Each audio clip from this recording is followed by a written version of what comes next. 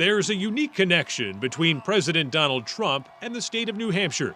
The first in the nation primary set him on his path to the White House, and on the eve of the 2016 election, he rallied thousands at the SNHU Arena. So it should come as no surprise he's returning to the Granite State in the home stretch of 2020. The Trump campaign is investing in New Hampshire.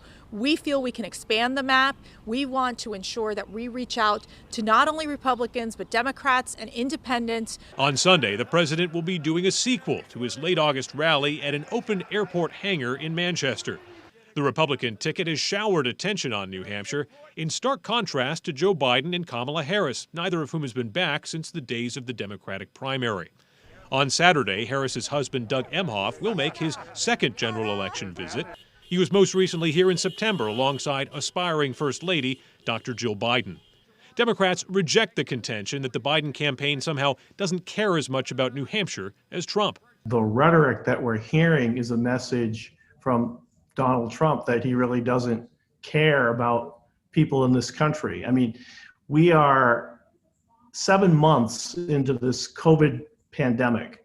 The lack of visits from Joe Biden or Kamala Harris likely comes down to simple strategy. The polls show a much closer race in several other states, and that's where the Democratic nominee is investing his time. But for Donald Trump, there's something about New Hampshire that goes beyond the numbers. Obviously, the base who loves him dearly here because they know him personally and they really want to get out and work for him. So I think it's going to be a very sort of emotional event on Sunday. It very well could be his last stop here before the election. Adam Sexton, WMUR News 9.